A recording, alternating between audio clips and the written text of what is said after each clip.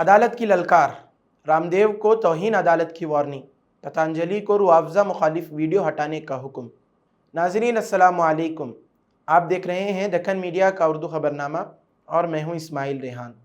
Delhi high court ने कल पतंजलि आयुर्वेद और उसके शरीक बानी बाबा रामदेव को फौरी तौर पर एक नई तशहीरी वीडियो हटाने का हुक्म दिया है, जिसमें मुबैना तौर पर हमदर्द लेबॉर्ट्रीज़ के मकबूल गर्मियों के मशरूब रुआवजा को निशाना बनाया गया है।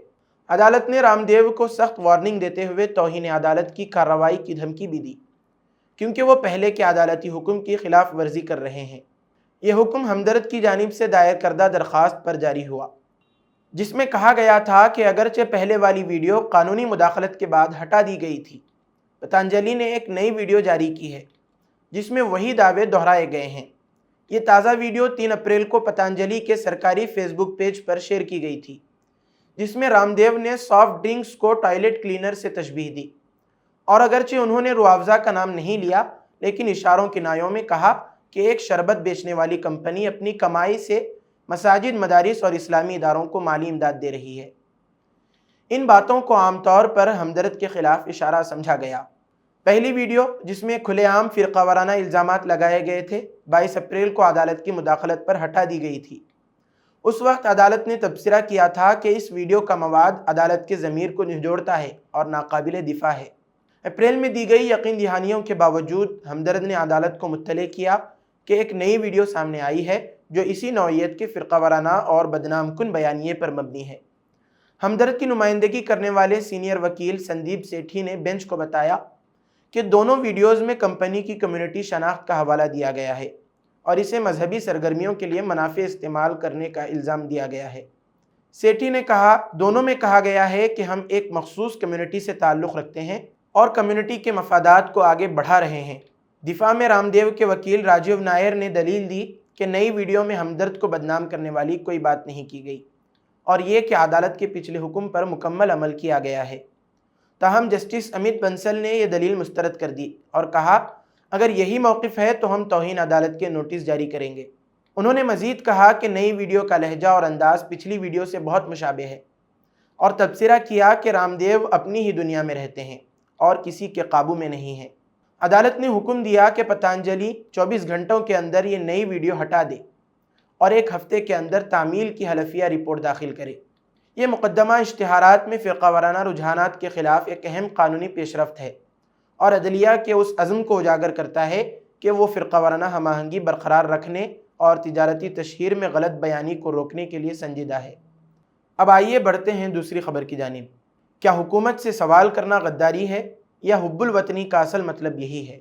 पेश है पहलगाम वाक़े पर मेन स्ट्रीम मीडिया के किरदार पर दक्कन मीडिया की खुसूसी तज्ज़ियाती रिपोर्ट। पहलगाम में 26 बेगुनाह सयाहों का सफ़ाकाना कत्ल सिर्फ दहशतगर्दी का एक वाक़या नहीं है, बल्कि यह उस तवील खामोशी का नतीजा है जो बरसों से मीडिया ने हुकूमत की नाकामियों पर तारी कर रखी है। यह सवाल सिर्फ दहशतगर्दों से नहीं बल्कि उनसे भी है जो इख्तिदार में हैं और उनसे भी जो सच लिखने और बोलने के दावेदार हैं। जब सब कुछ मरकज़ के हाथ में है तो ज़िम्मेदारी किसकी है? गुज़िश्ता 11 साल से कश्मीर बराह रास्त मरकज़ी हुकूमत के कंट्रोल में है। दफ़ा 370 ख़त्म हो चुका है, रियासती दर्जा छीन चुका, पुलिस, फ़ौज, इंटेलिजेंस सब मरकज़ के मातहत। ऐसे में अगर दहशतगर्दी का सबसे हौलनाक वाक़या पेश आता है तो सवाल सादा है, ज़िम्मेदार कौन? क्या उन मुसलमानों पर इल्ज़ाम लगाना दुरुस्त है जिनके पास न इख्तिदार है न फ़ैसला साजी का हक़, जिनकी मरकज़ी काबीना में एक भी नुमाइंदगी नहीं? जब कश्मीर के नाम निहाद अवामी लीडरों के पास भी कोई इंतज़ामी इख्तियार नहीं तो आम मुसलमानों को मोरिद इल्ज़ाम ठहराना महज तासुब है, तज्ज़िया नहीं। जब दिल्ली हुकूमत के वज़रा पहलगाम के ज़ख्मियों से मिलते हैं तो मीडिया खुशी से खबरें दौड़ाता है, लेकिन वो ये सवाल नहीं उठाते कि जब हुकूमत ही सब कुछ चला रही है तो फिर ये खूनी खेल क्यों नहीं रुक पा रहा। मीडिया सुप्रीम कोर्ट पर उंगली उठाता है, इंतखाबात को इल्ज़ाम देता है, लेकिन उनसे सवाल नहीं करता जिन्होंने कश्मीर को अपने वादों के बोझ तले दबा रखा है। अगर मगरबी बंगाल में कोई वाक़या हो तो फ़ौरन ममता हुकूमत कटरे में, अगर कर्नाटक में कोई जुर्म हो तो सिद्धरामैया हुकूमत पर तूफ़ान उठता है। लेकिन अगर कश्मीर में 26 मासूम सयाहों को गोलियों से भून दिया जाए तो सिर्फ खामोशी या बात पाकिस्तान, अदलिया और अक़लियतों की तरफ मोड़ दी जाती है। क्या यह दोहरा मेयार नहीं है? ذمہ داری اور حب الوطنی کا اصل مطلب دہشت گردی کے خلاف سب کا موقف واضح ہے۔ جو انسانوں کا خون بہائے وہ انسان نہیں، ان کے خلاف سب کو بولنا چاہیے۔ لیکن اس سے بڑی ذمہ داری اس حکومت کی ہے جو تحفظ دینے کی دعوے دار ہے، اور اس سے بھی بڑی ذمہ داری اس میڈیا کی ہے جسے عوام کی آواز بننا تھا لیکن وہ حکومت کا ہم نوا بن بیٹھا ہے۔ غرض پہلگام کا واقعہ ہمیں دو سوال دیتا ہے۔ کیا حکومت سے سوال کرنا غداری ہے، یا یہی حب الوطنی کا سچا تقاضا ہے؟ ہمیں فیصلہ کرنا ہوگا، سچ کے ساتھ کھڑا ہونا ہے یا خاموشی کے اندھیرے میں گم ہو جانا ہے۔ اب آئیے بڑھتے ہیں تیسری اور آخری خبر کی جانب۔ نتن یاہو کا ننگا سچ، یرغمالیوں کی جان سے زیادہ دشمن کی شکست اہم ہے۔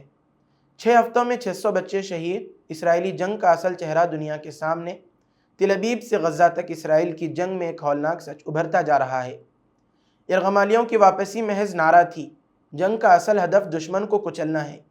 اسرائیلی وزیر اعظم بنیامین نتن یاہو نے خود اس حقیقت کو تسلیم کیا کہ ہم 59 یرغمالیوں کی واپسی چاہتے ہیں، مگر غزہ جنگ کا بنیادی مقصد دشمن کو شکست دینا ہے۔ یہ بیان ایسے وقت آیا ہے جب نہ صرف یرغمالیوں کے اہل خانہ مسلسل حکومت پر دباؤ ڈال رہے ہیں، بلکہ عالمی برادری بھی انسانی بنیادوں پر جنگ بندی کا مطالبہ کر رہی ہے۔ ایک یرغمالی کی والدہ نے تو یہاں تک کہہ دیا، اب میرا مشن نتن یاہو کو اقتدار سے ہٹانا ہے۔ یرغمالیوں کے اہل خانہ کی تنظیم نے کہا کہ یرغمالیوں کی رہائی حکومت کی اولین ترجیح ہونی چاہیے، نہ کہ محض عسکری جارحیت۔ ادھر امریکی صدر ٹرمپ نے ایک اور چونکا دینے والا بیان دیا ہے۔ انہوں نے کہا کہ غزہ میں اب 24 سے بھی کم یرغمالی زندہ بچے ہیں۔ انہوں نے اسرائیلی نژاد امریکی فوجی ایدان الیگزینڈر کے والدین سے گفتگو کرتے ہوئے کہا، ہمیں معلوم نہیں ایدان کس حال میں ہے، امید ہے وہ زندہ اور محفوظ ہو۔ اور دوسری طرف غزہ کی گلیوں میں موت کا رقص جاری ہے۔ اسرائیلی بمباری اور زمینی حملوں کا سلسلہ تھمنے کا نام نہیں لے رہا۔ غزہ کی وزارت صحت کے مطابق گزشتہ 6 ہفتوں میں 600 بچوں سمیت 2308 فلسطینی شہید ہو چکے ہیں، جبکہ زخمیوں کی تعداد 5973 ہو چکی ہے۔ صرف آج کی صبح سے اب تک اسرائیلی حملوں میں مزید 14 فلسطینی شہید کیے جا چکے ہیں۔ فلسطینی مرکز برائے انسانی حقوق کے مطابق ان شہداء میں 595 بچے اور 308 خواتین شامل ہیں۔ اس قتل عام پر عالمی اداروں کی خاموشی اور اقوام متحدہ کی بے بسی سوالات کو مزید سنگین بنا دیتی ہے۔ نتن یاہو کا بیانیہ کہ دشمن کی شکست ہی اولین مقصد ہے، یہ واضح کرتا ہے کہ انسانی جانیں، چاہے وہ یرغمالی ہوں یا معصوم فلسطینی، محض نقصان ضمنی سمجھی جا رہی ہیں۔ یہاں ایک بنیادی سوال اٹھتا ہے، کیا ریاستی طاقت کا مطلب انسانیت کو رون دینا ہے؟ اور کیا دنیا صرف مذمتی بیانات تک محدود رہے گی، یا اس قتل عام کو روکنے کے لیے کوئی عملی قدم بھی اٹھائے گی؟ ایک طرف اسرائیلی یرغمالی اپنے ہی ملک کی بے حسی کا شکار ہو رہے ہیں، اور دوسری طرف فلسطینی عوام، خاص طور پر بچے اور خواتین، روزانہ بمباری کا سامنا کر رہے ہیں۔ غزہ صرف ایک میدان جنگ نہیں رہا، بلکہ یہ انسانیت کا اجتماعی امتحان بن چکا ہے۔ اسی کے ساتھ آج کی خبروں کا اختتام ہوتا ہے۔ کل پھر ہوگی ملاقات نئی خبروں کے ساتھ۔ دیجیے اجازت، اللہ حافظ۔